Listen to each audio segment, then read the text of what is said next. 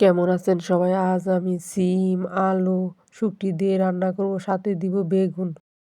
এখন দিয়ে দিব মরিচের গুঁড়া, হলুদের গুঁড়া, লবণ দিয়ে ঢাকা দিয়ে রাখবো। সিম, আলু একটু নাড়িয়ে নিব।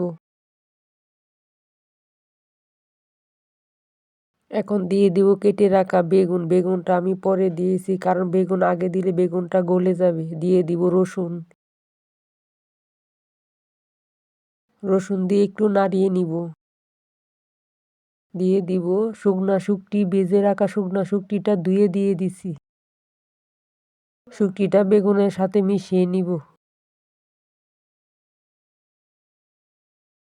এইভাবে শুঁটির তরকারি রান্না করলে খেতে খুব মজা হয়। বেগুন দেওয়ার সাথে সাথে বেগুনটা সিদ্ধ হয়ে গেছে। এই কারণে বেগুনটা আমি পরে দিয়েছি। প্রথম দিলে বেগুনটা গলে যেত। আমার শুঁটির তরকারিটা হয়ে গেছে। এখন একটু ঢাকা দিয়ে রাখবো। দেখেন শুঁটির কালারটাও কত সুন্দর হয়েছে।